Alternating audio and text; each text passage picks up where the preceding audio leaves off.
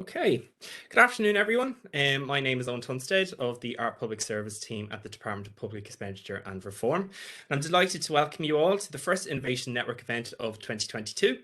For those of you joining us new today, Art Public Service is the framework for the development and innovation in the public service. And as part of this work, the Public Service Innovation Network was established to bring like-minded public servants together over all things innovation.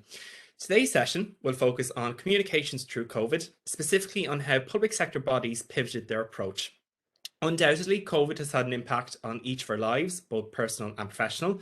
The government has enacted new legislation to protect and support Irish citizens, all of which have been discussed in great detail and in numerous forums.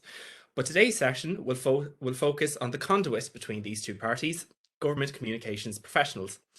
Tasked with quickly pivoting to ensure the accurate and widespread dissemination of this information to the public was no easy feat, as it required new and innovative ways of thinking. With this in mind, the Innovation Network's event series gladly welcomes three communications and public relations professionals to the panel. Firstly, we will hear from Eugene Farrelly of the Government Information Service in the Department of the Taoiseach. GIS's role is to coordinate cross-governmental communications and initiatives. Eugene will share a suite of communication initiatives implemented to support the COVID-19 measures. Secondly, we will welcome Anne Kearney, who is a communications manager in the Department of Social Protection. This department took on a prominent role in the fight to mitigate the effects of COVID.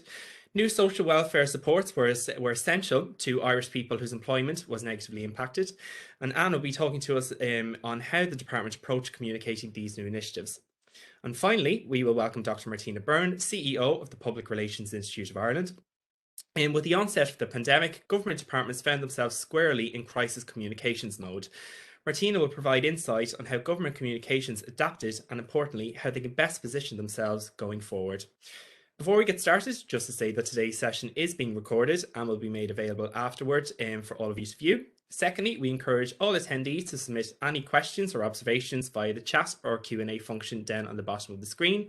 We'll be sure to try and answer as many as possible in the Q&A session at the end.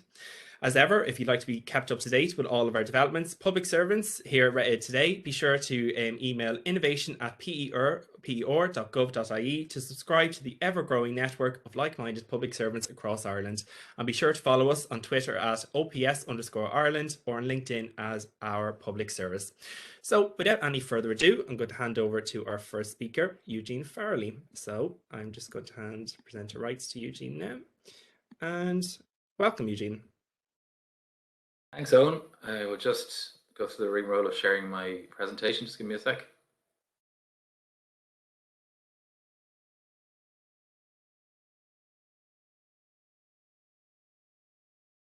So you can see that okay? Great. Thanks a million, Owen, for that welcome and for the opportunity to speak today. So my name is Eugene. I work in GIS, which for those of you who don't know, it's Government Information Service, which is a unit in the Department of the Taoiseach. So we comprise the Government Press Office.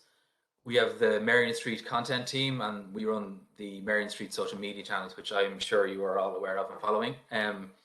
And we also lead on cross-government communications, so leading on campaigns to support major cross-government programs, Brexit, for example, and obviously in this case, COVID. So today I'm going to talk about COVID, obviously, but I just want to talk a little bit briefly at the start about communications and government and where we are, just to contextualize it a bit and to talk through maybe some of the innovations and changes we've been working on over the last, say, 4 years and why they're particularly relevant actually to COVID.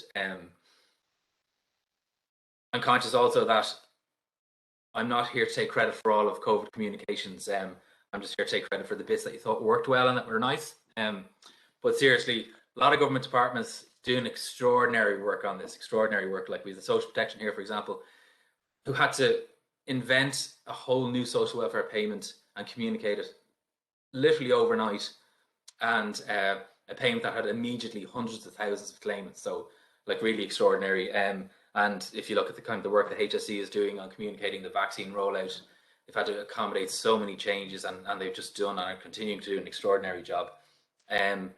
So just to I'm not going to take credit for everything here. So just in terms of that context, so the government communicates with citizens every day, and as public servants, we don't necessarily always think of it in those terms. So we're just doing a report and putting that out there, or we've got politicians talking to the media. That's the more traditional way we communicate. Campaigns. We've got public servants speaking every day, communicating every day with the public in frontline offices. And we also have more and more officials speaking to the media. So as government, we communicate in many, many different ways with the public. And one of the things that we've been trying to do in GIS over the last 4 years to think about how we're doing that and to try and put structures and reforms in place to allow us to do that from the perspective of the citizen. So to give information to the citizen in ways that they can access more easily and in ways that they want, I suppose. We've been working on that over the last 4 years and putting into place those reforms. The reason I'm talking about this now is that I think, and some people might, anyone who's seen me do a presentation recently will have heard me say this, that had we not brought in those reforms, we would have had to invent them for COVID, such as the scale of COVID and such as the scale of the challenges they presented. And to just give you some examples of what I mean by that. And again, anyone who's seen me do a presentation over the last 4 years will have seen this slide. So apologies to anyone who's very familiar with it, but it's still relevant. So this is how government, how we communicated to the citizens previously. And I think it provides a really clear visual demonstration of many different organizations. There's nothing necessarily unifying all those organizations. There's a few harps perhaps, but it creates a jumble of different organizations. Nothing wrong with any of them individually, but the overall impression it creates to citizens is not one of a unified organization.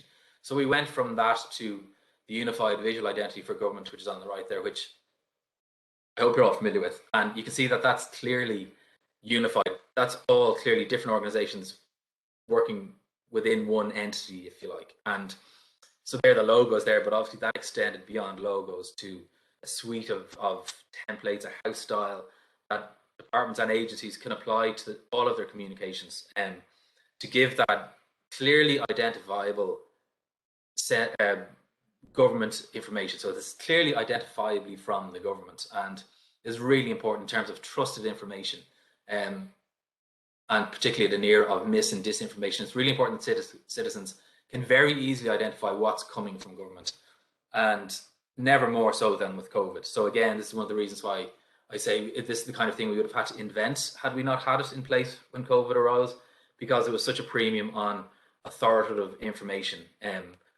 from government, clear information. And this is just a visual demonstration of this, what this allowed us to do. So what you have here is campaigns and information by various different departments, all using that structure of the unified identity. So you've got campaigns from the HSE, you've got campaigns from Healthy Ireland, campaigns from ourselves in the Department of Taoiseach, and from the Department of Health. And really for the citizen, it doesn't matter what department is doing which, it just matters that they have the information they need. They need to know what restrictions are in place. They need to know what the public health guidance is, and they need to know that they can trust this information, and that it's coming from the authoritative source. So it was really important through COVID. That's one of the reasons why I raise it here. The other thing is online, and in particular gov.ie. Now, again, I'm not going to take credit for gov.ie, but we started working with the team in the OGCIO, the Office of the Government Chief Information Officer, to develop gov.ie. They'd already started this in around 2017 when we got involved, trying to help them get all government departments onto gov.ie. And again, I'm just going to go back for a second to this picture. So if you can imagine this on the internet and multiply by a factor, this is how government presented itself online. And again, multiple different organizations with multiple different sites, and not only that, multiple different sites within organizations. So from the perspective of the citizen, this is really difficult to try and navigate. So for COVID, the importance of having one place for people to go to find the information online was extraordinarily important. So every time, for example, the Taoiseach stands up in front of government buildings to deliver an address, we have hundreds of thousands of people go onto gov.ie immediately to try and find out the detail of what's being announced. So, for example, I think it was 600,000 odd people within the first hour or so, or first couple of hours the last time, looking for the information that was being announced. And if you think of the previous way we presented ourselves online as government, And if you think about the kinds of things that are being announced when the Taoiseach makes one of those announcements, and how people would find that detail if it's all on the individual websites. So there are changes to hospitality rules. Someone would have to find that out. You have to know what department is responsible for hospitality. It's the Department of Tourism. You have to find out where they are, where their website is. You'd have to know that first before accessing the information. You have to go to the Department of Health website or the HSE's website to find the health stuff, the Enterprise, Trade and Employment website for business supports. Whereas now, you can just go to one place. You go to gov.ie. It even allows us to put a handy front on the podium there, but it just makes it really easy for people to get that trusted information. If that 600,000 people can't find that information straight away, they're lost. You lose them. They don't wait for you. They and obviously that puts quite a bit of pressure on us on the day of an announcement to make sure gov.ie has that information. But that's really worthwhile, because if you lose those people, they'll go elsewhere for that source of information, to places maybe that aren't carrying the proper stuff. So really important, again, innovation that was central to our comms through, and continues to be central to our comms around COVID. And this is just a really graphic demonstration of that. So in 2019, there the visits in millions to gov.ie, and compared to 2020, and you can see really easily the importance of gov.ie to all of that. So just in terms of COVID innovations then, communications is obviously and has been extremely important throughout COVID, and I think that has been recognised across the board. But I found, for example, a WHO outbreak planning guide in 2008 that said communicating advice and guidance often stands as the most important public health tool in managing a risk.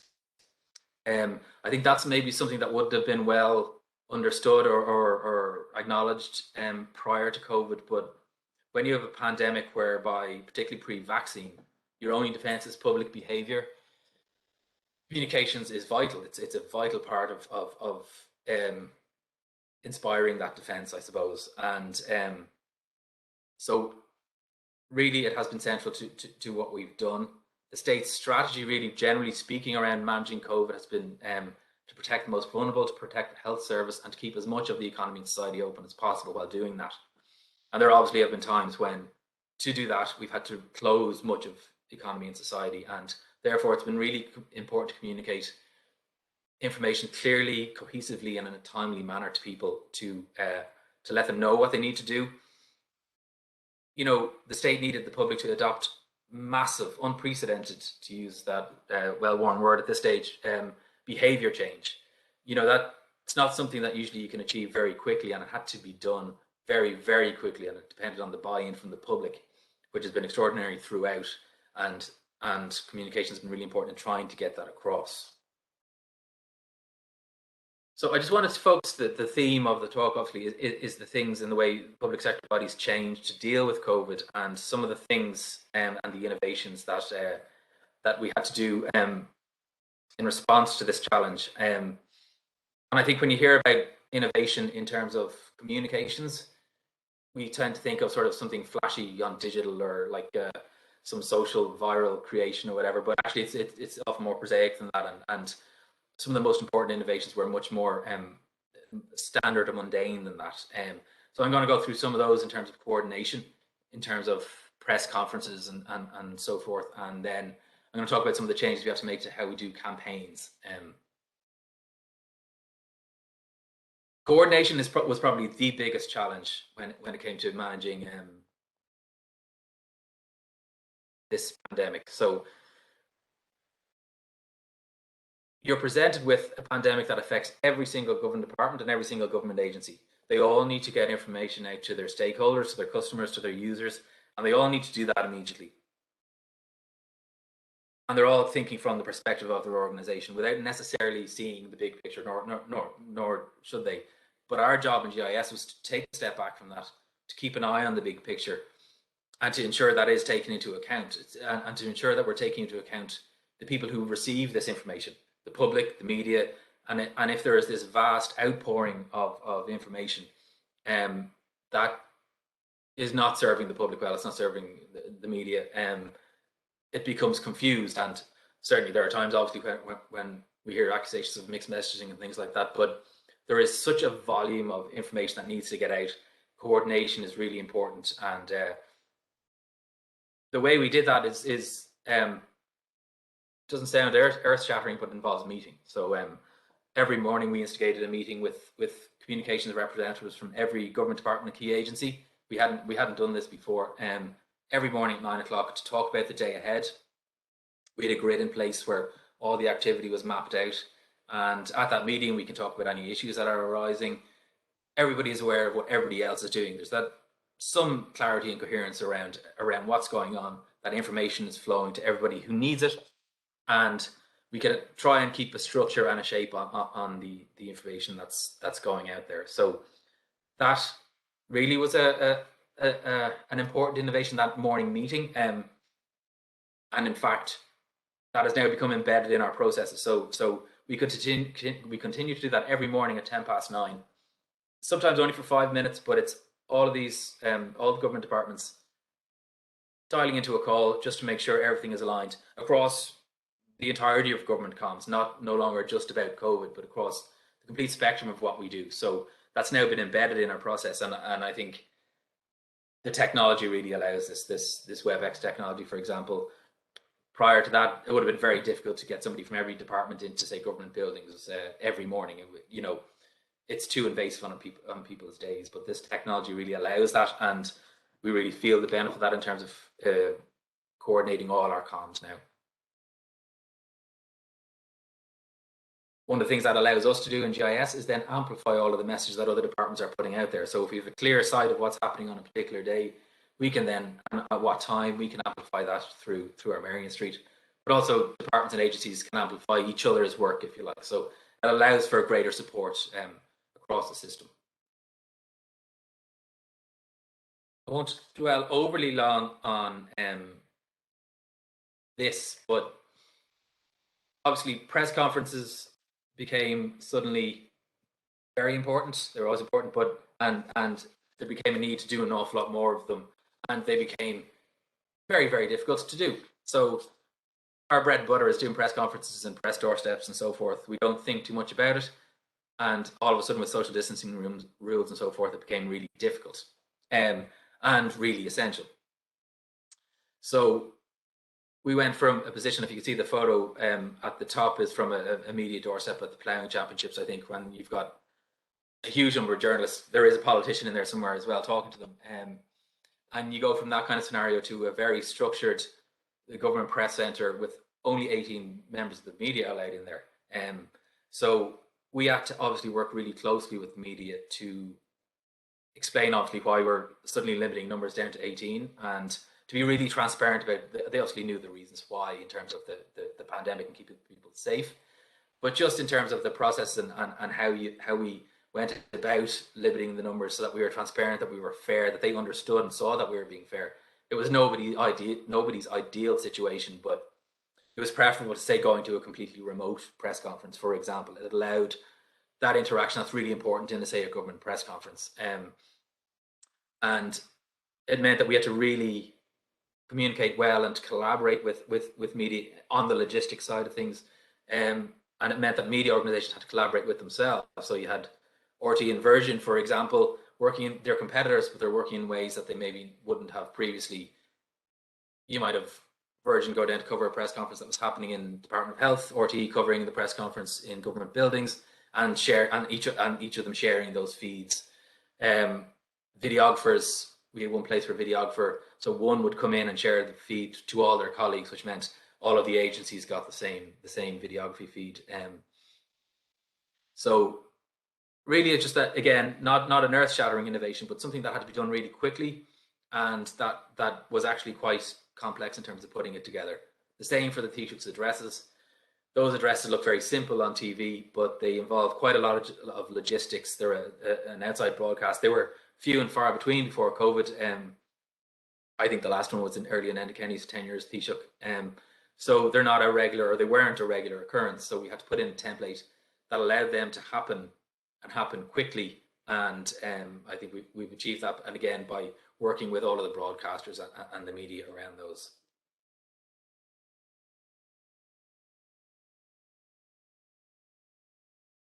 So I just want to talk then about campaigns and some of the changes that we had to make to campaigns throughout this. So there were a couple of different kinds, and you see there a point about the use of research and stakeholder engagement, and that kind of goes through, underlies quite a lot of this. But one of the things we had to do was to be prepared to get out information and a campaign really, really quickly after each of those announcements. And that meant having to put together a kind of a template. We'd get this information, generally speaking, after a cabinet meeting. So we had very little time, led to stressful days, to get this information into newspapers the following day, for example, and onto radio the following day. So we had to develop a template that we could use really quickly and that was effective and got a coherent message out there at the same time. So I'm sure you'll all have been familiar and probably sick to death of the radio ads that went with this campaign about whatever restrictions were in place or being eased, and some public health messaging around what to do. And that was then supported by press ads and social. And this, for example, was the template we put together for the reopening, which went through spring and summer of last year. And we did that over 3 pillars. So we did that over restriction. The first pillar at the top is restrictions, whatever restrictions are being eased or are remaining in place, an update on the national vaccination program, and an update on whatever business supports were available at the time. So we used that template to help us put those campaigns out. At one stage, it was almost every 2 weeks, putting either a radio or a press campaign as we reopened slowly and gradually through that period. So that's sort of a reactive way of a planned way of trying to do something that was essentially reactive, and that we're getting information very late. One of the other things we put in place was the ability to create really good in-house social content for our Marion Street team, so that we could create content to support. I'm just going to hit play as I talk on this one, so that we could support the announcements, but also that we could focus really quickly on a particular issue. If a particular issue arose, or if there was messages that we need to get out, say over a particular weekend, we can put these together in-house really quickly. They're of a high quality, and we can get that out then straight away, and we can be very responsive. Hopefully you'll have seen some of those popping up in your social media feeds. The next type of campaign that we worked on were campaigns of a more bespoke nature, where we had probably a bit more time to look at a particular issue. One of those issues was how to communicate with young people, and a sort of perennial challenge for communicators, particularly my age, is how to sort of communicate with young people. And there was sort of midway through the pandemic, I suppose, at this stage, there was a lot of preconceptions around how young people were behaving around COVID-19. So there would be a lot of focus on social media, for example, on negative behaviors. Groups of young people congregating on Dame Lane would take over social media for a weekend, or and so forth. And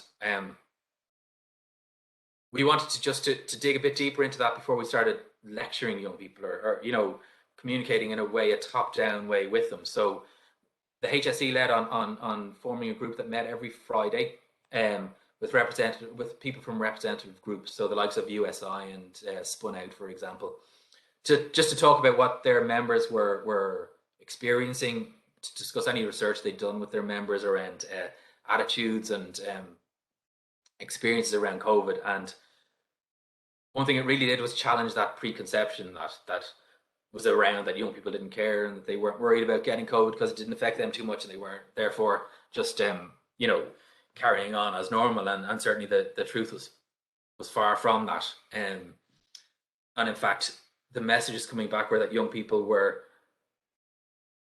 really conscious of this focus on the negative, of the non-compliance, and no one ever heard about the sort of quiet compliance. All of the young people who were complying, who were really struggling to missing out on so many milestones in a person's life, you know, starting college and so forth, and were really trying to do their best to protect their families, which they were really, really conscious of, and to protect themselves, because this idea that they weren't worried about it is just not true. They were, and they were also conscious that that silent compliance wasn't out there. Nobody was talking about that. So that led us to the sort of antiviral campaign, which we worked on with ourselves in the HSE and the Department of Health. Worked on a brief, and we contracted a company who specialised in communicating to young people, and this basically involved young people creating content for young people on the channels that they use, and talking about COVID, talking about their lives through COVID, on TikTok and Instagram and Snapchat.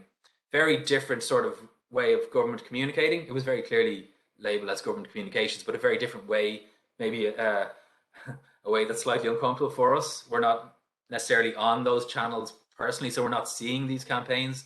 If you're my age, you probably haven't seen this campaign. But in fact, it's about overcoming that nervousness and understanding that we have to communicate with people on, you know, in a way that they will respond to and that they will appreciate. And this campaign, for example, the engagement on this campaign was by far more than any other campaign we ran. So across Facebook and Instagram, there's an engagement rate of about 35%, and the industry standard is something like 3 to 5%. So we have phenomenal engagement on this, and I think because of the approach of young people communicating with young people. And again, it shows the value of that stakeholder engagement. And then the last campaign I'll talk about is RSVP, which is our current campaign. And again, this really came from sort of a bit of pre-testing and a bit of research before we kicked this off. So we're in a position, it might not feel like it now, but we're in a position where we don't have an extensive suite of restrictions in place. There are some, but if you think about, compared to say this time last year, where we were limited in how far we could go from our houses, how many people we can meet and so forth, there are much fewer restrictions now. But the research that we've been doing has shown that there's a demand for government information and for guidance from government. And at the same time, our testing showed that that kind of template restrictions campaign that we did previously has run its course. People are, well, sick of it and have had enough of it. And the testing, the real insight that came out of this testing was that people no longer want to be beaten about the head with this. And one really striking piece of insight that I took from it anyway was somebody in one of those focus groups said, you know, we've been here as well for 2 years. We've built up a huge body of knowledge over the last 2 years. We know, largely speaking, what's right and wrong and what we should and shouldn't do. We don't have to go back to first principles every time we start to communicate with people. They just want shorthand. They want some tips. They want just some guidance, but that a guidance in a way that meets them where they are. And that's what led us to RSVP, which is focusing on risk and helping people to assess their risk. And that'll continue to be relevant as we move through this. So risk, there's more risk involved in certain things at certain times, and RSVP will help people assess that risk, and whether through a leaflet or even just the initial RSVP, getting people thinking about it, a leaflet giving people questions they can ask about particular events or about before meeting up with people, to try and assess the risk. So around symptoms, for example, if you have symptoms, you don't go out around a venue. Is it likely to be crowded? Are people checking scene certs? Am I meeting loads of people from different households? Just something that allows people to make a decision, but also something that gives people permission not to make a decision. So one of the things that restrictions did for people was give them permission to say, no, I'm not going to go there, or no, I'm not going to have anybody over here, or I'm just going to stay home, or I'm just going to meet you outside. So with restrictions not as extensive, this kind of thing gives people permission to, I think, or it strives to give people permission to make those decisions. And then just to finish up, in terms of lessons learned, and I'm taking the David Petraeus, who's an American general, his approach to this, where he distinguishes between lessons identified and lessons learned, and a lesson is only learned if it's embedded into your processes. So I talked earlier about the coordination meeting that we have, and that's sort of become embedded. But also that importance of aligning communications and policy. And I'm sure Martina will probably agree when she speaks later, because you can't go to a PRII event without hearing communicators say and talk of the importance of communicators being in the room when decisions are made and when policy is being formed. And I think that's now well understood, not just here. And we've been speaking recently to the OECD, who are about to publish a really, really good report on public communications. And just in my conversations with them, they're making the same point, but internationally, that importance of aligning communications in the policy and understanding the importance of it is I think now well understood. And then the second one, I'll leave you with that importance of research and good stakeholder engagement. We don't always have the time for it. Sometimes we just have to get a campaign out there, and anyone who's working in comms will know that there are those pressures at times. But it's really important, if we have the time, to take that bit of time to do a bit of research, to do that stakeholder engagement, because of the insights it gives you, which will make for a better campaign. It will stop you going down a route that's going to alienate people, for example. And most importantly, it will help challenge those preconceptions, because without it, preconceptions might determine the campaign, whereas if they're challenged, you'll have a much, much better campaign. So that's it for me. Thanks very much for your attention. And just to repeat, if you're not following Marion Street across our social, including TikTok, please do. Thanks very much for that, Eugene. Very, very interesting presentation. It's so kind of new to kind of listen to you say how kind of the Irish citizen placed squarely at the center of kind of all comm strategy, whether it's homogenizing your branding approach, whether it's centralizing all your portals for government services. It's very interesting to hear that, as well as kind of the new initiatives that you come up with and kind of new social media outlets that you've been testing that seem to have yielded good results. So I hope that we can maybe jump into that later on the Q&A a little bit, kind of pick your brain on that. But in the meantime, we're going to jump on to Anne Kearney, who is Comms Manager at the Department of Social Protection. So we're going to give Anne presenter rights now. And should be set up. Yep. Perfect.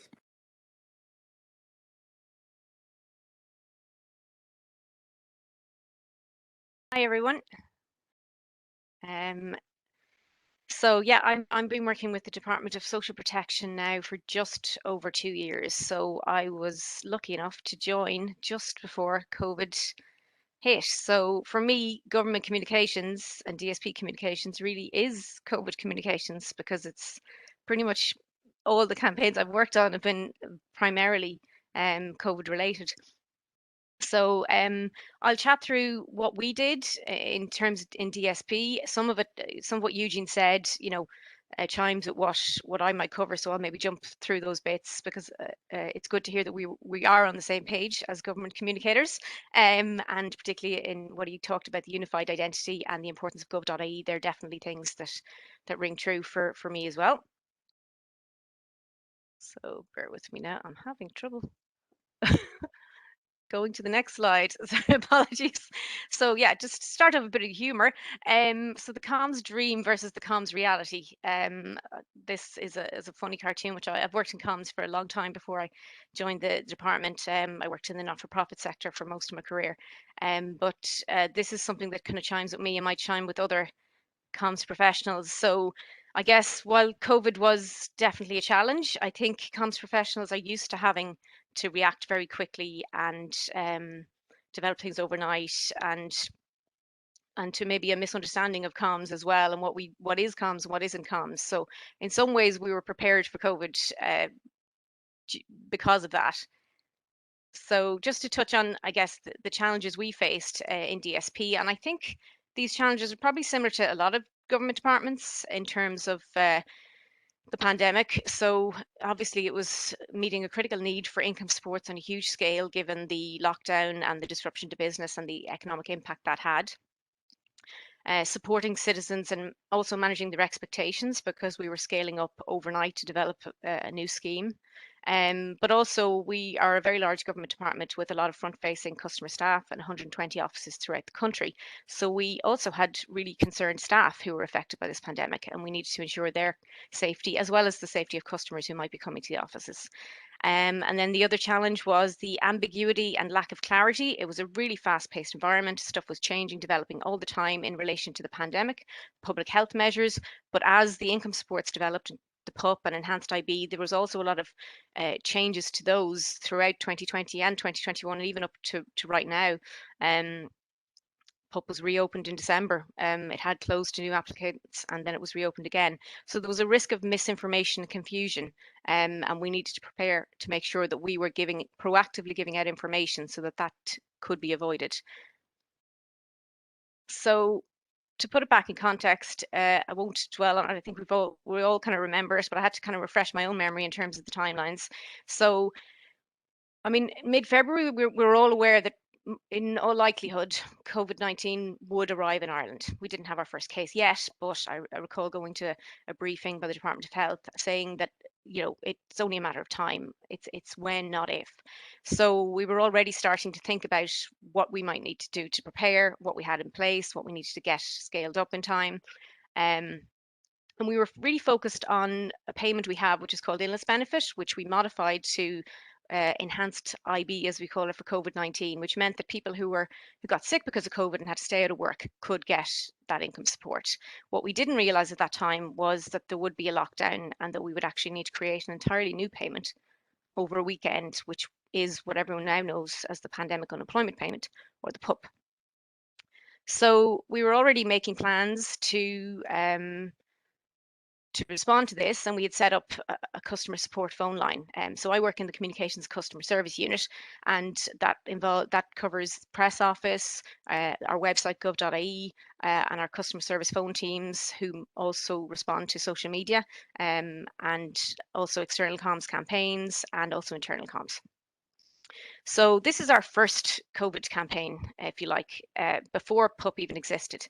It went live on the 16th of March. So on the 12th of March, the Taoiseach announced the first lockdown in some sectors, childcare being one, and many people were affected. So the situation was that about 30,000 people were turning up to intro centres across the country to apply for job seekers. And it quickly became apparent that we really weren't going to be able to deal with the scale of the economic impact with that payment. So we were going to have to develop a new scheme over the weekend of the 14th and 15th. And we did. And we also needed to scale up in terms of our customer service response because we knew that we would have thousands of calls. So this was to protect our customers and also to protect our staff. So we designed a one-page, easy to fill in application form over the course of the weekend. We expanded the income support helpline so that people could get people on the phone.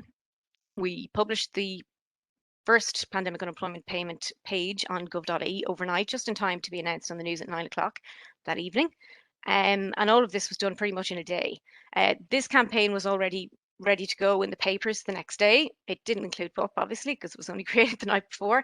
And then that week, we started to really work on expanding our comms to get the message out about this new payment and to quickly look at what issues might be coming down the road, get as many people into payment as possible, because really that was our main objective. It was to ensure that those people who were now economically impacted could get the support that they needed and that our staff could also get the support that they needed.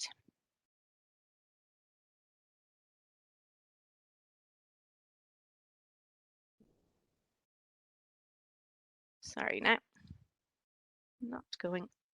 Try the arrow. Oh, there we go. Sorry.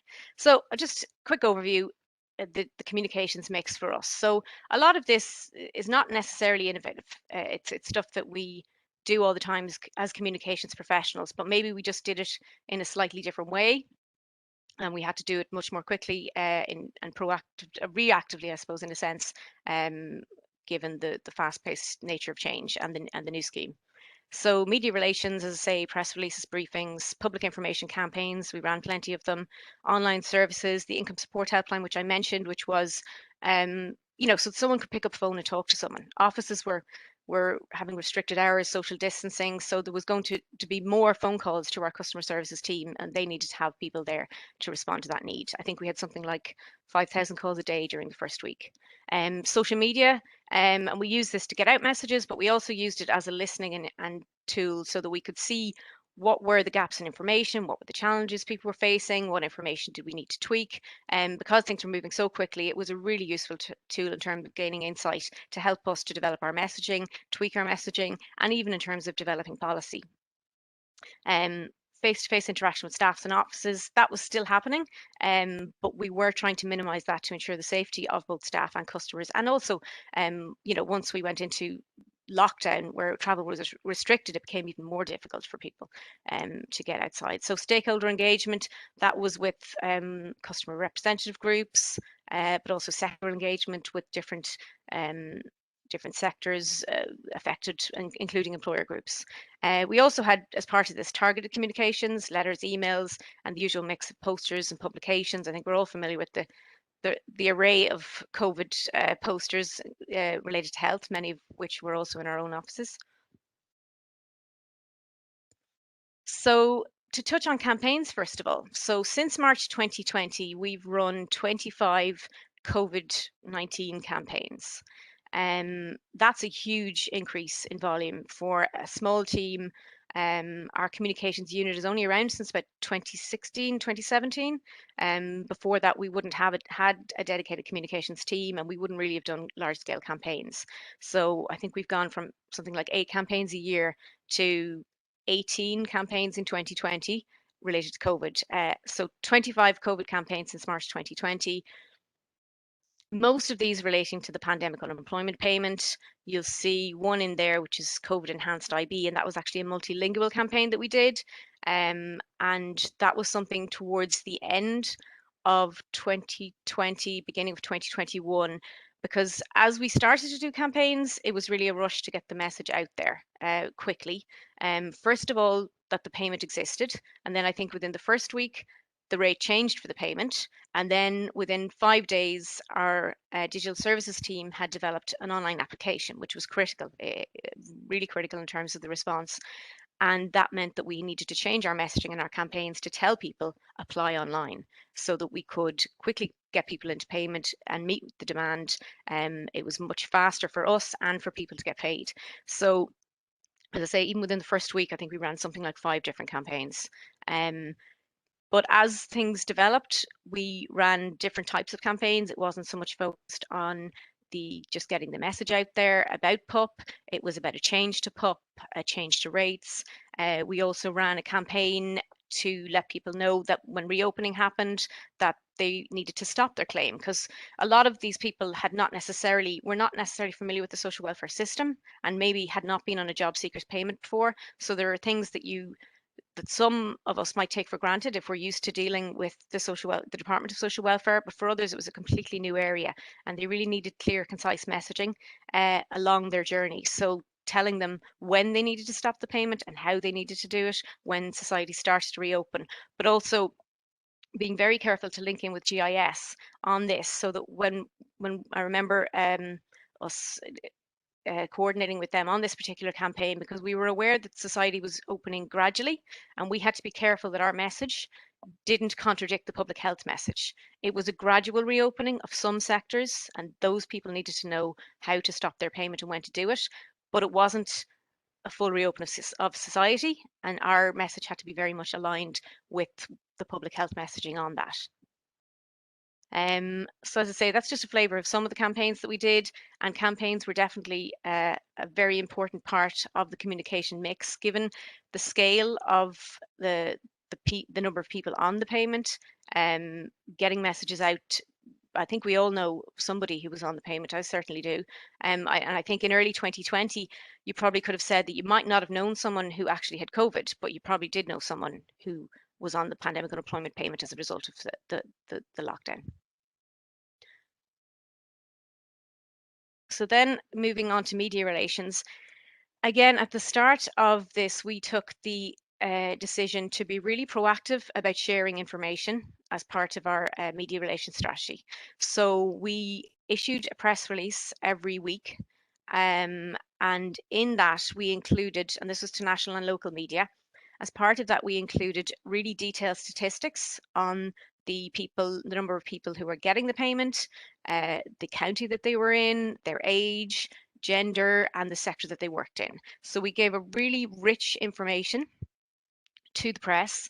And we did this because we wanted to be really proactive in the information we were sharing. We knew that there was a lot of anxiety and uncertainty around COVID messaging, and people were vulnerable and they were scared. So being really proactive and transparent helped us to build those media relations. It helped us to build the idea of us as a trusted source of information with the media and with the public. And we found that they were really important. They were really central to the messaging. Papers knew that they were coming every week, would ring and say, I'm holding the paper, have you got the information for me? And you can see there, I've included one of them, which is Donegal. The particularly local media really, really valued this information. Now, as the messaging has gone on, we've seen that we're probably taking up less column inches than we used to, and that's just part of the process. So we're less important now, and I think it's key to recognize the importance attached to your message in the real world. We still give out that information. I think we're gone to fortnightly now, but it's not as important given the vaccination program, new variants, etc. PUP is established. It's still there. We didn't think it would be, but it is. But I think that other government messaging is maybe playing more of a role. But certainly, I think during the first year, we would have been getting a huge amount of column inches throughout the start of the launch of the payment, and all the changes that happened throughout that, control measures where we asked people to confirm their eligibility, then when rates changed, and then when we told people if they were going back to work, how they needed to stop it, then when it reopened. So as I say, a huge amount of media were really key in terms of getting the message out, briefing them in advance. As I say, the night that the PUP was launched on the 9 o'clock news, they really helped us to get out the message, as well as our public information campaigns and our own social media, etc. It was key to that, and building that relationship and providing them with information, quick responses. All of that was really critical, but also listening to what they were saying, keeping up to date. That helped us to see were there issues arising, how do we need to respond, what gaps were there, what sectors were maybe being affected. So we used it as a listening tool to help develop our messaging and our comms. The other thing, again, to echo Eugene, so I won't dwell on this again, was we had taken the decision to move to gov.ie in December 2019. And I thank my lucky stars that we had, because there's no way we would have been able to provide the amount of information in the flexible, agile way that we did if we hadn't. So it was absolutely critical. And if, as I think Eugene said, if it didn't exist, we'd have had to invent it. And I don't think we could have invented it overnight. It's one thing to develop a scheme page and a form and an ad in the paper, but an entire government website is another matter. So our colleagues in OGCIO were, again, critical in terms of helping support our messaging online during a very busy time when some of our web team were put on the phone lines. I mean, our whole team was just a multifunctional team. Everyone was learning how to do everyone else's job, and that was really a key innovation, which again I don't think I included in my learnings, but well, I think of it. So yeah, gov.ie, we also created a central hub for COVID-19 content, and this was linked from the main government hub. So within 2 clicks you could get to all the social welfare updates related to COVID-19. And I think within the first 48 hours of the form being published, this was before we had an online application, I think a form is downloaded every 10 seconds. And in March 2020, which is the busiest month to date in gov.ie history, our content was the most visited, and we had 9.25 million page views in March 2020. For the year as a whole, for our content on Gov, we had 28 million page views, and that compares with, I think, something like 6 million on our old site in 2019. So you can see that. So I think gov.ie has really grown as a trusted source thanks to the pandemic. We've really grown our hits, but I think the important thing for us going forward is how do we keep that trust? How do we keep that focus on really easy to use plain English content? We'd reduced our reading age for the content of gov.ie hugely, and that's something that we really want to bring forward as part of a key innovation post-pandemic. So again, as I say, another one on Gov. I think it was only behind Department of Health. You can just see there how important it was. Because of the lockdown, it really did become in the very early stages as much a welfare crisis or a labour market crisis as it was a health one. So then I'll touch on internal communications. This is an area I think we could have done better in. We have 6,000 staff and about 120 offices nationwide. Many of these were working on the front line. They're dealing with customer queries. As I say, that first weekend after the lockdown, the initial lockdown, 30,000 people were coming to apply for job seekers, and our staff were worried for themselves as well as for their customers. And throughout the pandemic, as things have changed in relation to the PUP, they've dealt with tough queries. In the beginning, it was great. We were giving information. People were delighted. We'd created this income support overnight. We'd responded, so quickly to a need. But then things got a little bit trickier. There were difficult cases. And it became, as with everything, there was really great will in the beginning, really positive feedback. But then when it did get a bit more difficult, and there were those difficult cases, staff were dealing with really tricky, complex issues and vulnerable and upset customers at times.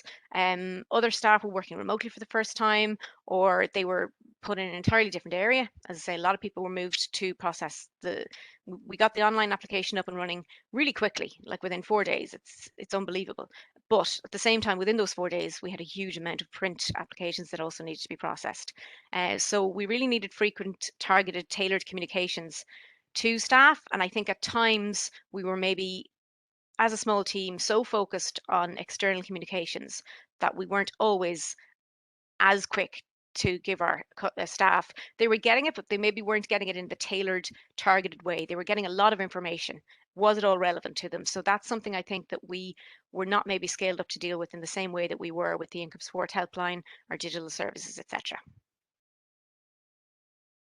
So again, applications, touch on digital innovation. So digital innovation was really essential. I mean, between the 16th and the 30th of March, we processed 389,000 applications for the COVID payment and for job seekers. Because as I said, before the pandemic unemployment payment was created, people were being told to apply for job seekers before we realised that this new emergency income support was needed. So within 4 days, we had, I don't think we've ever developed an online service as quickly. So digital services team worked around the clock. Luckily, they, in developing My Welfare, luckily it existed, number one, that we did have an online platform and that they had created it with scale in mind so that they were able to do things, quickly and scale up quickly. So thankfully, some of the things that we had in place, like the early stage of the income support helpline, we were able to scale that up, and then My Welfare and also gov.ie. Luckily, those things were in place, so we did have to move very quickly, but we did have those kind of structures in place to help us. Because without them, I don't think we would have been able to respond in the way that we did. So a 19-month claim load in 10 working days to give people an idea of what was achieved. And about 40% of people applied online during the initial stages when we had the digital online application. But now I think we have around 90, maybe possibly higher than 90% of PUP applications are now via My Welfare. And we've actually continued to expand on the services to build on the fact that people now trust it, that it's easy to use. Lessons we learned from looking at what went right with the online application, really user-focused design, and hopefully that's again something that we can bring forward post-pandemic.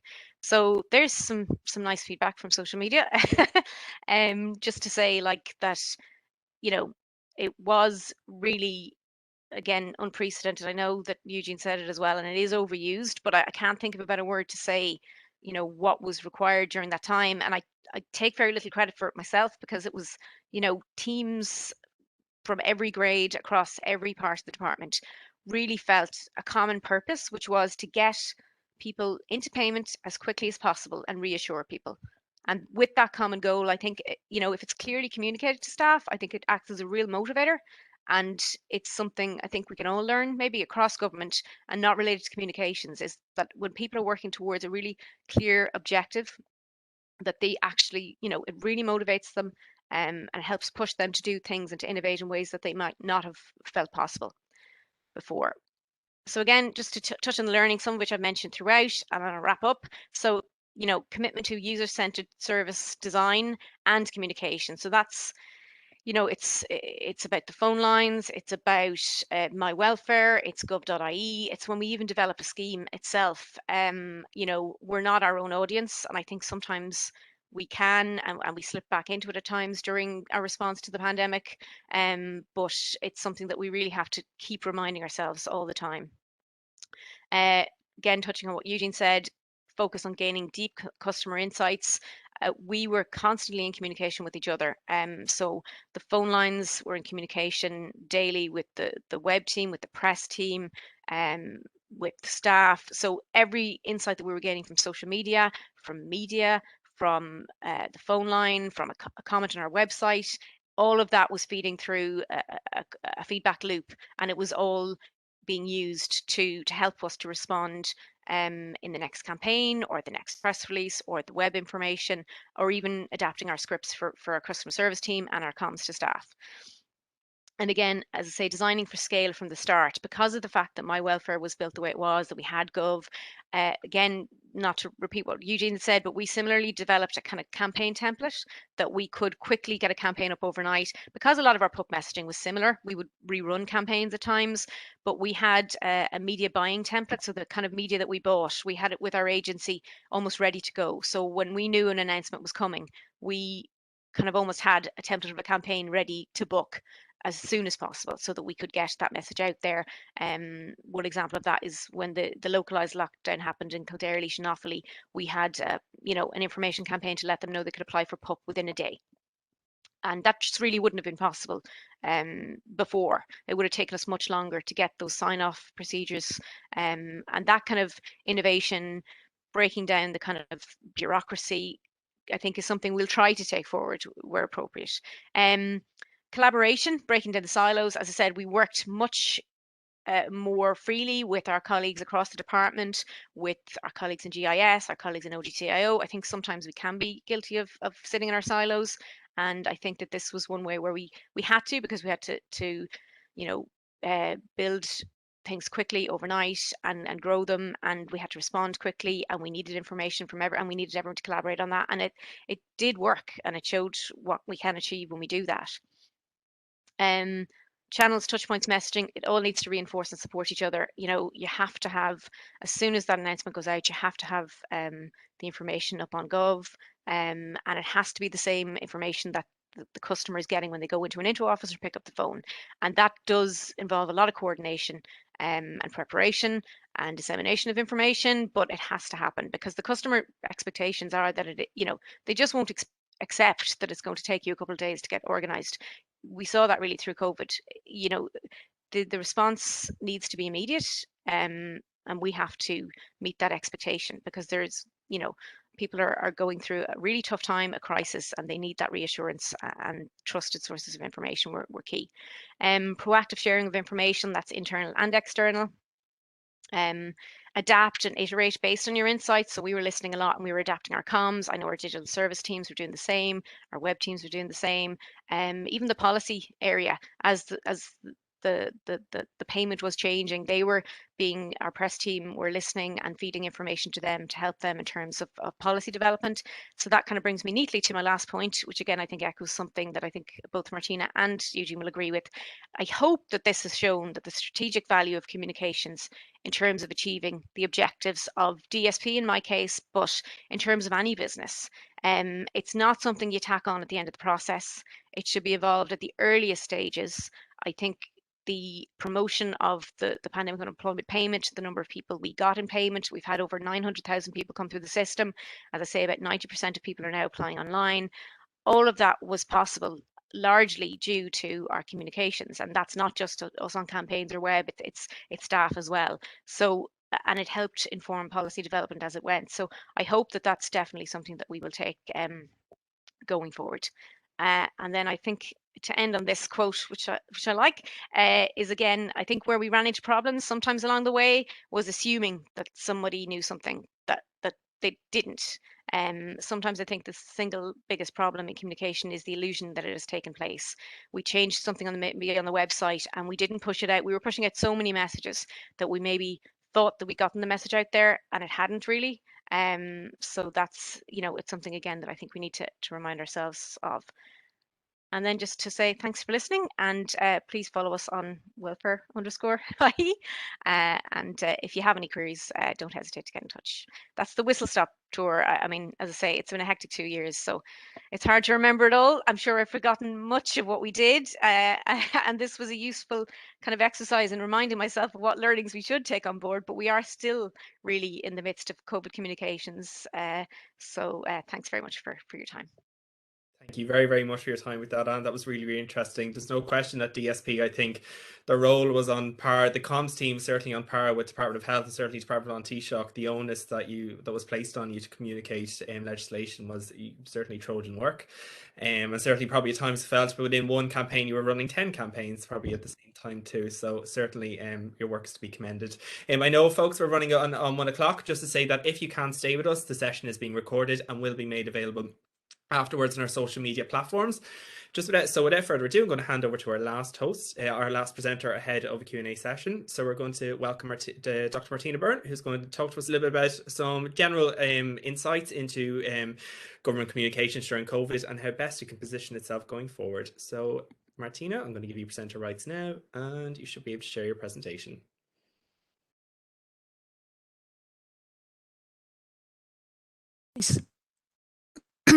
Thanks, Owen, and I hope you can all see that there. As Owen said, I'm in the unenviable position of standing between you all and the sandwich. So to protect myself, I'll go through my contribution as quickly as possible. And let me begin by saying thank you very much for the opportunity to share with you some observations, some perhaps things to take into consideration into the future on the basis of the experience that you've all had. And I've been very interested to hear Eugene and Anne's contribution, and I'll draw some links with my own presentation. Just for those of you who don't know us so well in the Public Relations Institute, believe it or not, we've had a relationship going back almost 70 years. Not I personally, you understand. But in fact, all of our founders almost 70 years ago were from the public sector. In fact, one of the main movers behind the notion of having a body to support the work of those working in communications was Ned Lawler, and he was the man responsible for the rollout of the press relations, as it was at the time, in relation to rural electrification. I think we can all agree that was quite a mammoth task all those years ago. And of course, many of you are members of the PRII. A quarter of all of our members work in the public sector. Half of those in the public service, 27% in the semi-states, and 19% in the civil service. And you are very active in entering our awards for excellence in public relations. And I just pulled these out over the last couple of years because they will also underline some of what Eugene was saying earlier on in terms of the breadth of the work that's been undertaken. So recent winners in our awards were the Department of Justice and Law Reform for a very excellent campaign in relation to domestic violence protections during COVID. The Local Government Management Agency on use of libraries, again, particularly during the COVID period, and libraries going online. TUSLA in relation to a campaign looking for more foster parents. On Garda Síochána, internal communications during COVID. Fingal County Council previously for projects in relation to infrastructural development in Fingal, and Irish Water in relation to water conservation during a recent drought. So that will just give you an idea of the breadth of what you're doing, and far be it from me to comment on what all of those different groups and all of those other agencies that make up our public service were doing. But what I'll do is I'm going to pull back and I'm going to give you a bird's eye view, and may also say that, and I think it is something we need to remember, all of you attending today, anyone listening to the recording, you're not just here as an employee of the public sector, nor I as the PRII.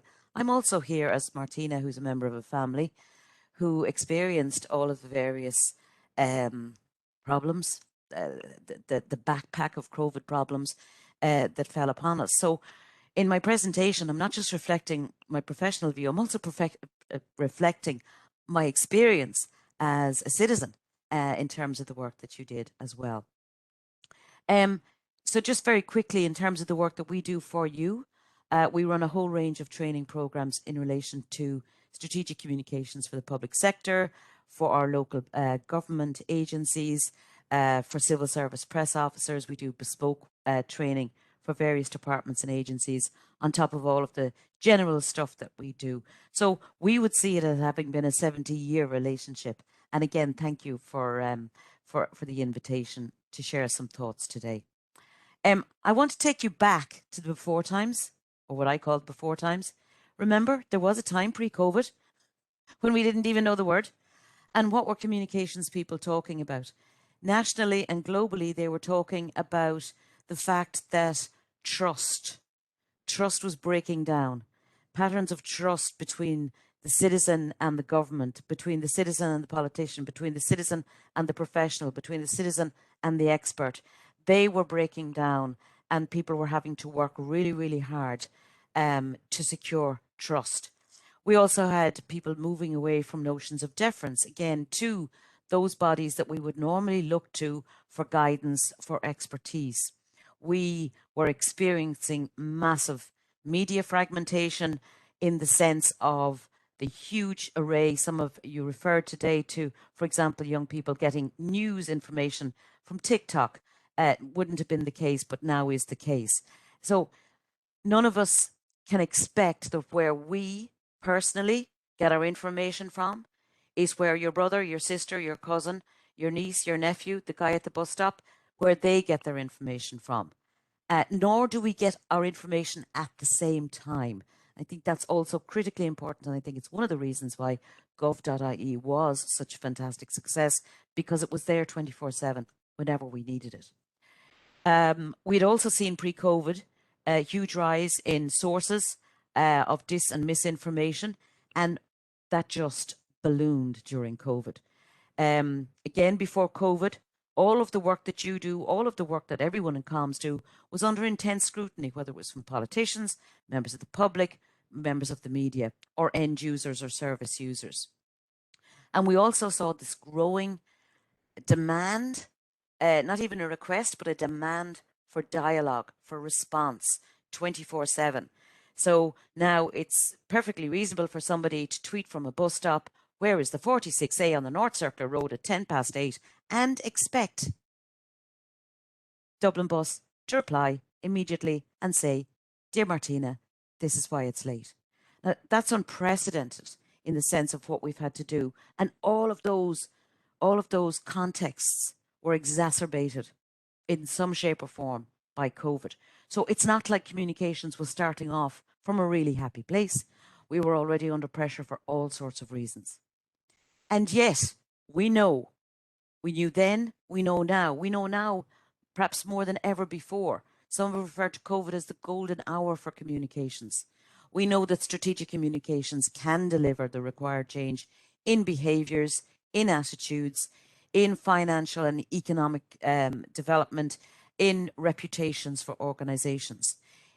And we know now, categorically, it doesn't need to be doubted again, that practiced effectively, strategic communications can help improve, can enhance, and yes, something I've been banging on about for years, save lives.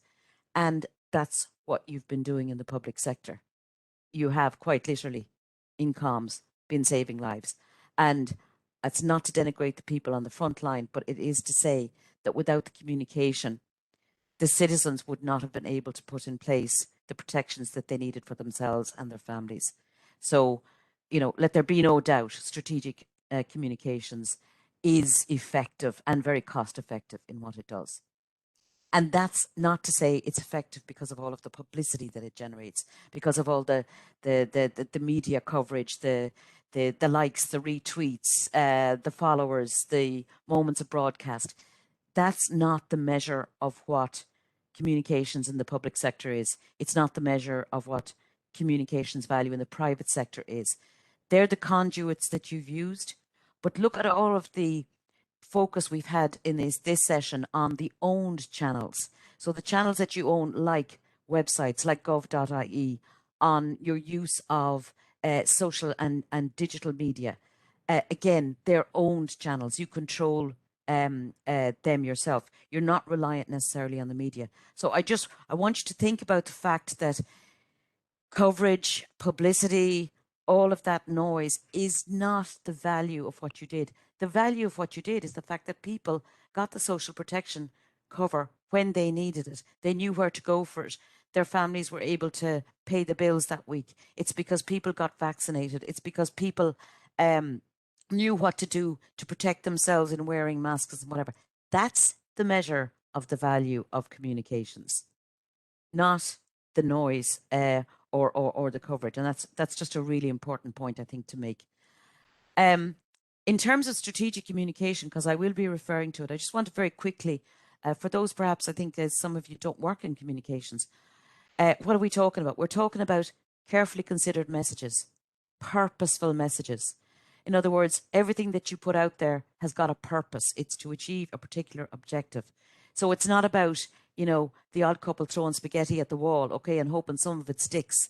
It's about being really clear about what you're saying and sticking to that, and that you're delivering it in the most suitable way.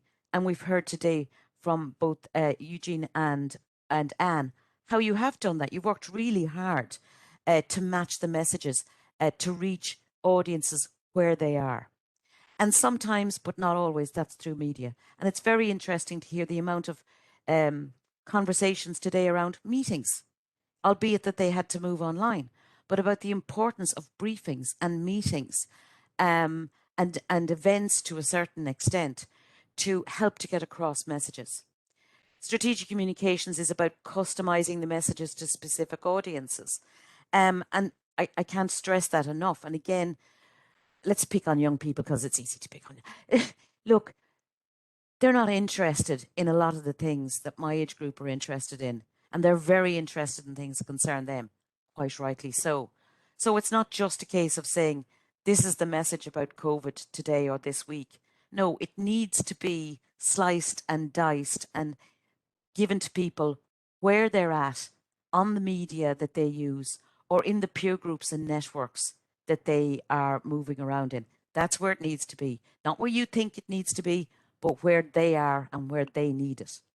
And the other thing I would just say is it's really important that you think about how you're going to carry on measuring and evaluating the effectiveness of what you've done. Because if it can't be measured, if it can't be evaluated, well, then you really have to question why you were doing it. So that, in a quick nutshell, is the difference between strategic communication and, Asher, we'll throw out a press release. Asher, we'll do this. Asher, we'll put that, copy and paste that stuff off the website and we'll put it onto this other channel. And sure, half the people don't understand what a spike protein is anyway. But sure, it's there. Aren't we communicating? So that's obviously not what you've been doing, but I'm just using it to express strategic communications requires a lot of thinking before anybody sends out anything to anybody. So how do the public sector comms do? Okay, here's me in the firing line, right? Hopefully you don't know where I live. I am not plummossing you when I say I think you all did a fantastic job. I think actually everybody in the private and public sector working in communications did a fantastic job, because I was there and the Institute was there. We were working with our members and we also had to pivot really quick, and we also had to move all our events and training online, and we also had to learn how to communicate within our own teams, and we also had huge demands for help and support coming in from our members. So I recognise what you did. I think you moved incredibly fast in the face of the foreseeable as it was unfolding, but also in the face of the unforeseeable consequences. And let's just remind ourselves, it was an unprecedented occurrence. And the experts and all of the people working in the public sector and elsewhere, they were able to map out what the consequence of various things would be. But there was unforeseeable consequences.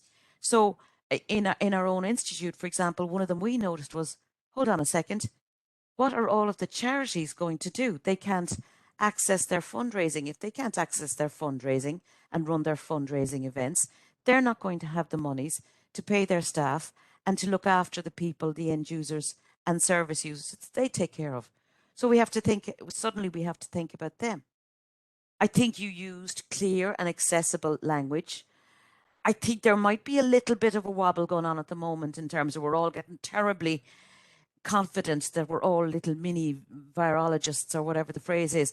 I think we do need to be very careful that we don't slip into assumptions. I think Anne mentioned it, assuming that we're doing the communicating or assuming that everybody knows what we mean when we talk about the fact that that COVID is going to peak. I don't know about you, that terrifies me. But everyone is talking about it as if it's a good thing. It's going to peak next week. Mother, I don't want to know about that. That sounds terrifying. Why are people talking about that like it's a good thing? Anyway, I'm just saying, you have done it. Please continue to do it. Please don't assume that we've all been busily, working towards a degree in virology. I think you were very good at letting people know what they could do. And I also think that was probably one of the best things that you did. Of course, you had to get out the messages about what they couldn't do anymore.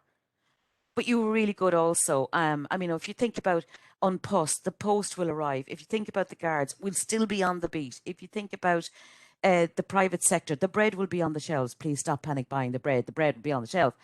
I mean, if you think about all of that, when did you ever have to have a campaign in any sector, private or public, to say, it'll be the same tomorrow as it was today? Trust us, the sun will shine. You would still be able to do these things. And I think that was really, really important and really reassuring to have those messages about, yes, you can still do that. Yes, that'll still happen. The schools, will be open, or if the schools aren't open, your children will be able to avail of education. And I also think that particular sectors of the public sector, if I may say, did a really, really positive contribution in putting together campaigns that showed us that you were all thinking about the vulnerable. I mentioned earlier the Department of Justice and Law Reform, their campaign on domestic violence. There was, so much positivity around the way in which the Gardaí were offering to look after elderly and bring them prescriptions and all of that kind of thing. If I may just mention the GAA using their tremendous power and network to get people volunteering locally to look after.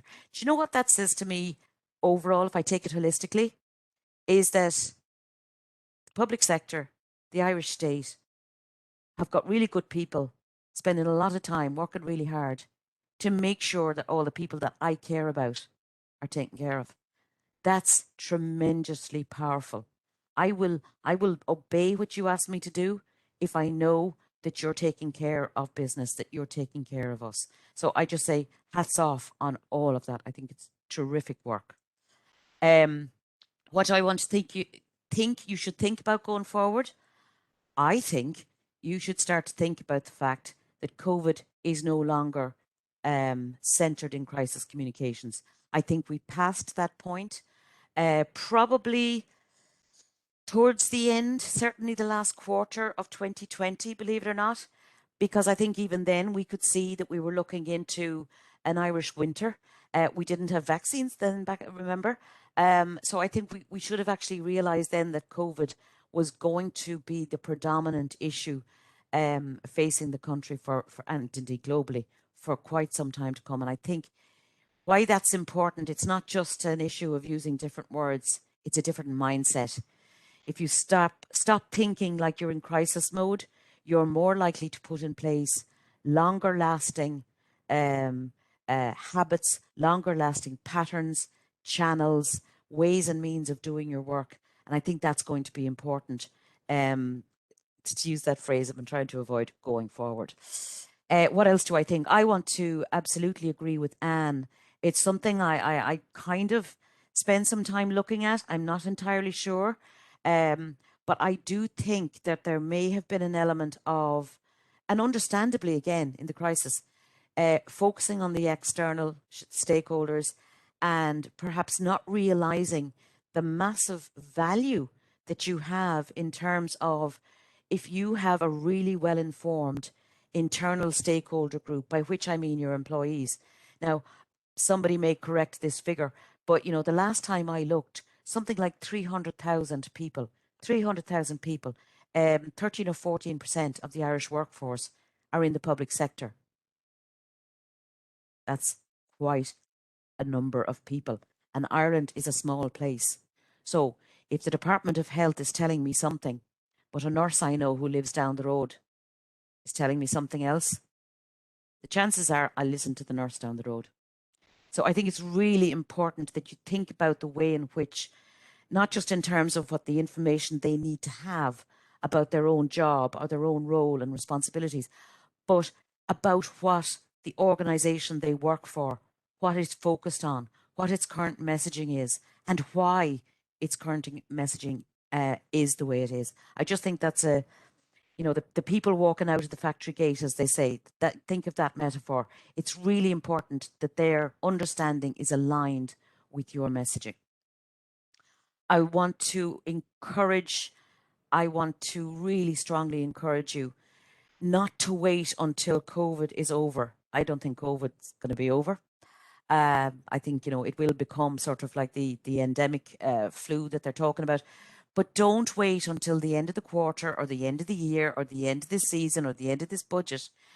Stop and get some sort of handle on measuring and evaluating the way, you know, what you've achieved in terms of organisational objectives.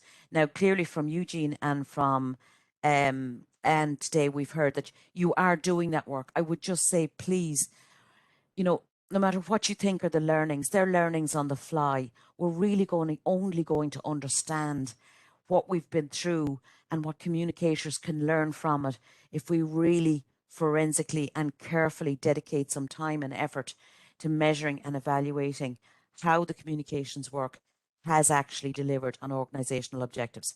Not media coverage, on organisational objectives. So what else do I want to say? I want to say accept uncertainty. One thing that I've noticed from the messaging is, and maybe it's perhaps from particular interviewees or particular people who are fronted up to the media, but it's almost as if they're terrified to say the words, I don't know. Now, we would always train in crisis situations that people should be prepared and comfortable to say, I don't know, because nobody knows everything. And in a fast-moving scenario, you can't know everything. And you can't know about what's going on in this other sector or this other domain. So, you know, there's no sin in saying, I don't know, but I'll find out and I'll get back to you. Or we don't know this now, but we expect to have the answer tomorrow, Friday, next week, after the peak, whatever the phrase is. I just think it's important, because if you start to fill that airtime, if you start to fill that void with either, you know, gobbledygook or nonsense or something else you want to talk about, that's quite frightening for a listener. That's kind of like, ooh, why won't they actually address that issue? Why won't they say? Is it that it's something even more awful? My imagination has just filled that void with something terrible altogether. So I just say, you know, be human. You don't know, you don't know. You're going to find out. Empathetic messaging. Now, you know, caring is not an admission of guilt or failure of responsibility. Think about Jacinta Ardern. I think, you know, globally, we would say as a world leader, she's probably coming out of this as an exemplar in communications. And one of the things that people praise her for is the way in which she brings empathy to the messages she's delivering. And you may think like, oh, that's very woolly woofty and, you know, cuddly woodly, and what's all this empathy, and, you know, how am I going to operationalize empathy? Okay, I'll give you an example from your own organization, and forgive me for picking on one individual, but in preparing for today, I saw a quote from Barry Lowry, and Barry is the Chief Information Officer working within your own body, and he was talking in an OLAS article recently about gov.ie, and he's lots of fantastic figures to prove the success of the move online. But this is what caught my attention. He talked about how, you know, gov.ie had become this, you know, really great central place, and how much time and resources is being invested in further offering and developing the services offered to the citizen online. And as I was reading, and what was going through my mind is people that I know and love and care for who can't, won't, don't have the wherewithal, don't have the hardware, the software, the broadband, the confidence to engage with online communications, with online forms or booking an online vaccine or whatever. And I really liked the way he said, and this is where the empathy comes in. The message from government going forward has to be that the use of technology can facilitate not just a better service for people that are comfortable with using it, but a better service for everyone.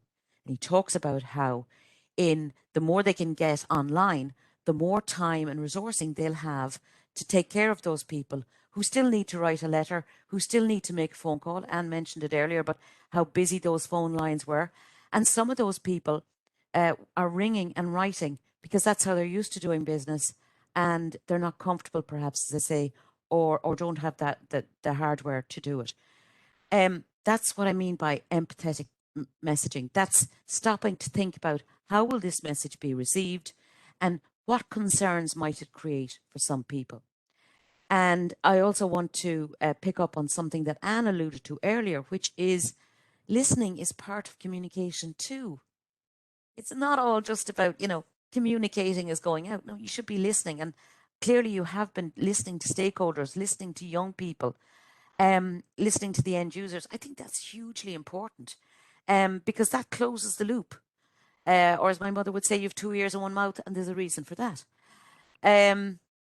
Using accessible language, putting things in context, we have to continue to do this. The job's not done. Don't, as I said, assume because you've explained once what this thing means that we're going to remember what it means in 6 months' time or in 3 months' time. Use network of peer influencers. Now, Eugene gave a very good example in terms of the young people. I was attending some European conversations and conferences in relation to COVID communications. And one of the European organizations, communicators, said this brilliant thing. She said, we discovered months in that hairdressers were a critically important part of getting the messaging out there. Because what do people do in the hairdressers and the barbers? And for some cultures, that conversation around the barbershop, for example, is really important. And in the barbershop, you have a predominantly male and often a predominantly young audience, difficult to reach groups otherwise. They found that if they got proactive messaging into that network, that it would evolve into conversations within the salons and the barbershops. Another one that I've come across is in terms of peer influencers is amongst the very large now, proportionately large community who are migrants into the country. Bear in mind, if you or I were working in Turkey or Germany or Vietnam, as some of my relatives are at the moment, and we were reliant on the media for our messaging, how would we go about it? Where would we even know where to go? Would we understand not just the language, would we understand the nuances of languages around vaccination and isolation and all of that kind of thing? So I think we really need to pay attention to just how much we've done with peer influencers in terms of using the cascading system of communications to get messaging out there and to factor in the diversity of our population. I think maybe that's something we really need to take on board. I think that might have been a chink in our armour during COVID. And review preparedness and operations continuity plans. Talk about lessons going forward. We will never be able to say never again. We will never be able to say that our health service won't be brought to its knees and people's operations will have to cease because of a cyber attack. We will never be able to say that we won't have the pubs open on St. Patrick's Day. We will never be able to say that the people of Ireland won't be able to go past 2 kilometres of their house. We will never be able to say these things again. And the onus and the scrutiny that I mentioned early on is going to be on people like you working in communications to make sure that you have really tested and rechecked and tested your preparedness and your operations continuity against all sorts of things. I think short of extraterrestrials landing, and maybe I'll be sorry I said that in a recording, we have to prepare for everything. There's nothing we shouldn't prepare for.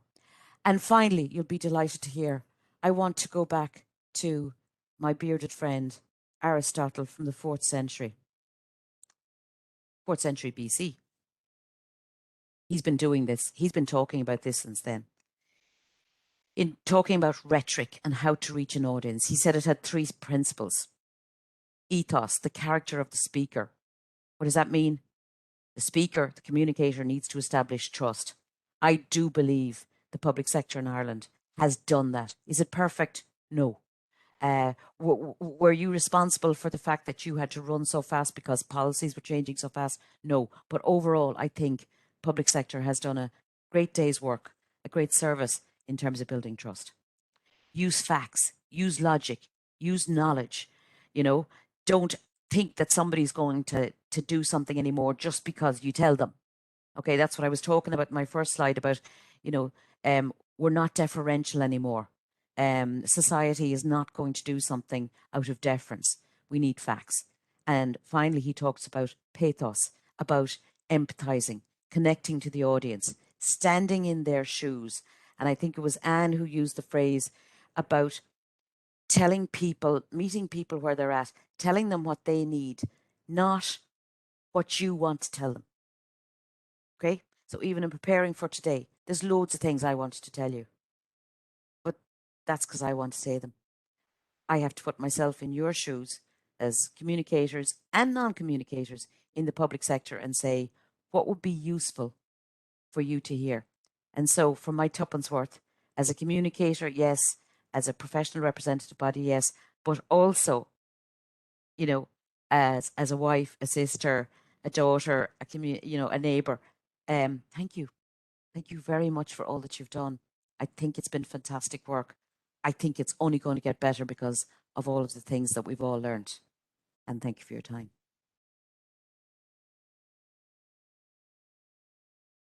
That's brilliant. Thank you very, very much for that, Martina. Very insightful, and you're absolutely right. I think communications professionals have operated under tremendous pressures over the course of the past 2 years, certainly have risen to the occasion across the board. And even some of your considerations are very interesting. The fact that you can never say never again. If me sitting at home saying these things, why can't a communications professional say the exact same thing in the line of their work? So I absolutely agree with you there. Thank you very, very much to our 3 speakers. I know the time is kind of working against us. I'm happy just to ask you 1 or 2 questions before we part each other today. We've had 1 or 2 questions come in the Q&A. So Eugene, if we could just ask you first. Eugene, could you tell us a little bit about how communications leadership engaged with other non-comms leadership and the process to set goals and objectives for each communications activity and how they were measured? Sorry, that might be a little bit of a mouthful there. It's basically interaction between comms and non-comms leadership in making policy decisions. Yeah, thanks, Owen, and obviously also thanks to Martina for a lot of kind words in her presentation there as well, on behalf of the public service. In terms of the non-communications leadership and the communications leadership, the most the best example of how aligned that has become in terms of the COVID response is Liz Canavan. And I don't know if everybody knows Liz, but she leads, she's Assistant Secretary in Department of Taoiseach and leads on basically the state's response to COVID. But she's also our boss. She's responsible for communications, government communications. So the engagement is combined in one person. In that sense, it couldn't be more closely engaged, and otherwise, it comes down to constantly communicating, constantly meeting, discussing objectives, and I'll give an example of how maybe those objectives are set and measured around a piece of activity. So one of the things that we've always tried to do is try and get as much research and insight as possible pre and post what we're doing. And when we're talking about something on this scale and something that depends on public behaviour, we felt it was very important to measure public behaviour. And we commissioned the ESRI, Pete Lunn's team of the ESRI, to run what's called the social activity measure, which runs every 2 weeks, and it's a survey gauging people's behaviour in and around restrictions and so forth. And so we sit with Pete and the comms and non-comms leadership in our department to just to talk through the results of those surveys every 2 weeks and see the implications for us in terms of both policy and comms. But so just to give an example, at one stage there was a lot of talk about fatigue, restrictions fatigue. People were fatigued, and the preconception was that that would make people less inclined to follow restrictions. And in fact, research showed that that wasn't the case at all. Fatigue was not a driver of behavior, but something like coherence of restrictions was a driver of behavior. So the less coherent people found restrictions, the less likely they would be to comply with restrictions. So that immediately can be shown up. So as we communicate, so that campaign I talked about earlier about rolling through last spring and summer, it started off at a period that the survey was showing fairly low levels of coherence, and that led us to believe that we needed to communicate really regularly and clearly about the restrictions that were coming or being lifted, because lifting restrictions and opening up is a far more complicated proposition than closing everything down, which is more unpleasant but more straightforward.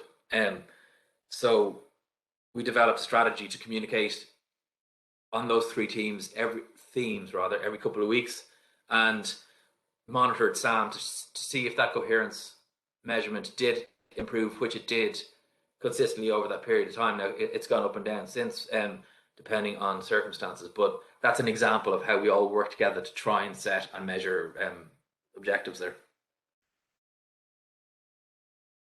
Yeah, thank you very much for that. Certainly, I think the communications between both sides of the house, and as you were saying earlier, to have communications teams in the decision-making rooms as equally as an imperative as having them as a secondary audience later after having decisions made is very, very important fact as well. Thank you very much for that, Eugene. Anne, what can we say? I think the anxiety certainly around COVID was and is quite palpable. Certainly true in the work that the DSP has been doing, especially as the goalposts of COVID have been changing as time has gone on. Was it difficult to try to appease concerns while communicating the new DSP schemes for your team? Yeah, that's a tough question. I mean, I suppose, as I say, things move so quickly, it's hard to even think now about how we did it. I think it goes back to kind of what I said about we were really more so than I think we ever have been before, so proactive about coming out with campaigns, communication.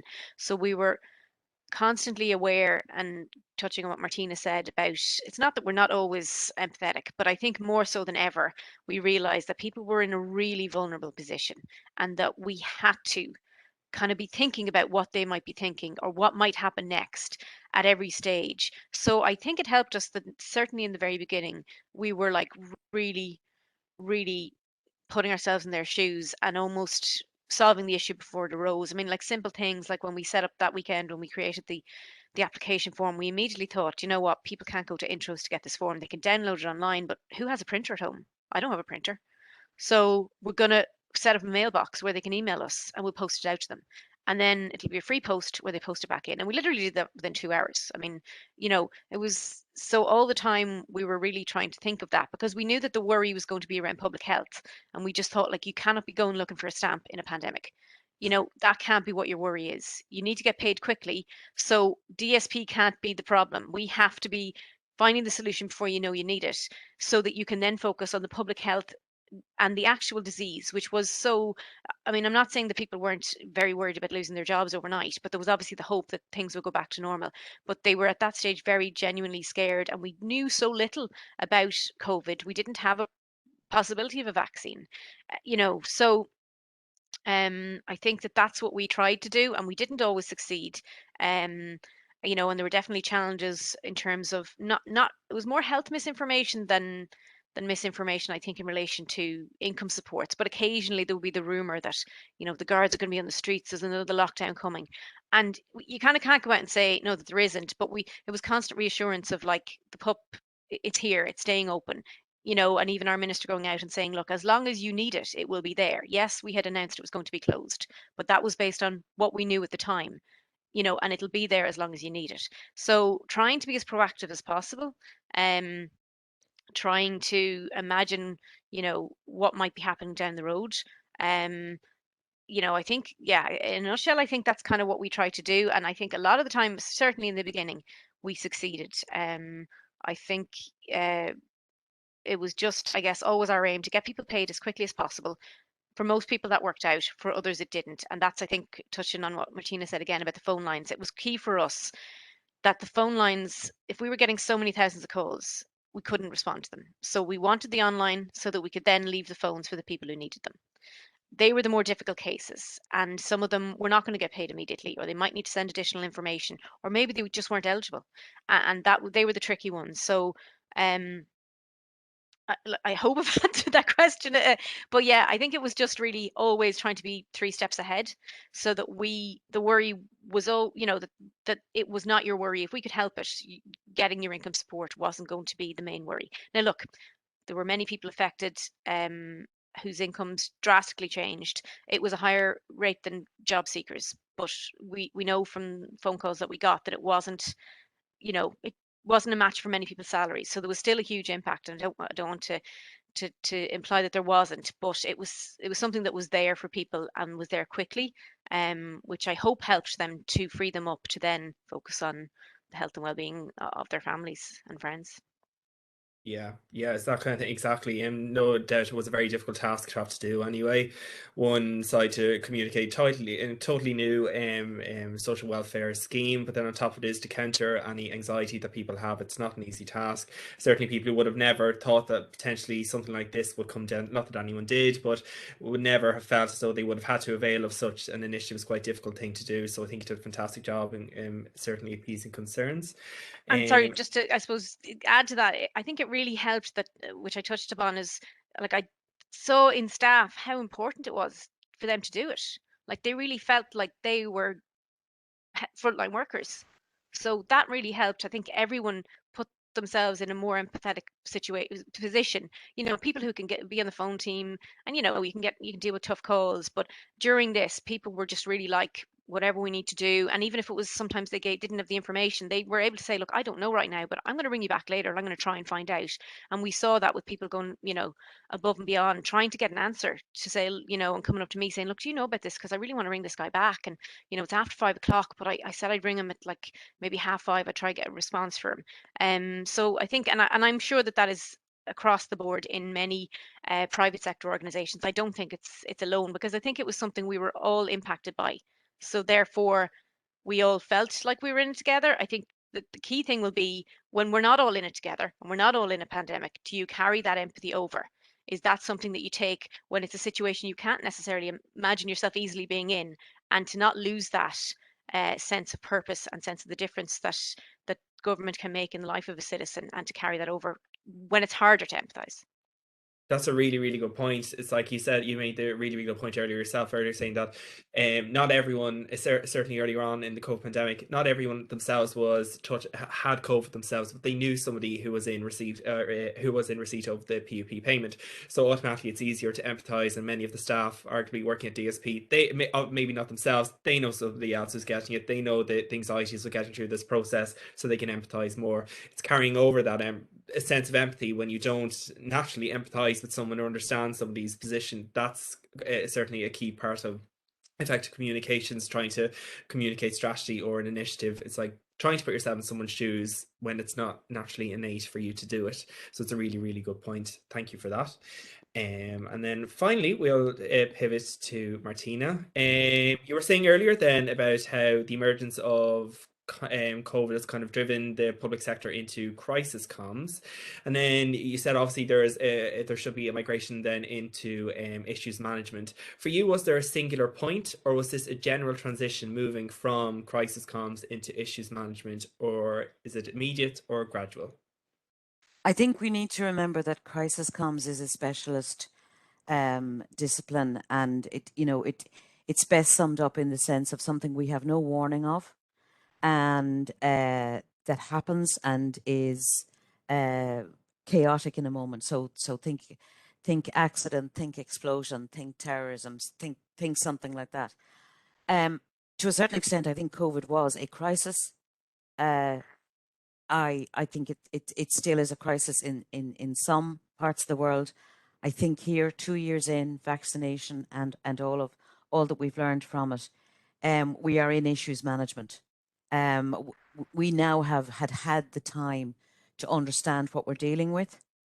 Look, I'm not saying that if another variant comes along that we won't have to put on our crisis belts again. But I think in terms of the mindset, it's important because you can feel that you're going to get away with certain things and certain behaviors in a crisis. Take shortcuts. Asher, speed is more important than perfection. And I agree with Dr. Mike Ryan when he said that. He was absolutely right. But I think now we need to not lose the opportunity to learn and to change the mindset into one of putting in place supports that will be longer term, medium and longer term, understanding that we could be back here next winter. How are we going to look after things next winter? How are we going to look after things this summer? Start to think about this as something we have to work around rather than I'm going hell for leather and I'm exhausting my own team and my own mentality and everything else because all I have to do is keep the push on for the next couple of days. No, sorry. This is long haul. This is marathon. We have to think like marathon runners rather than sprinters.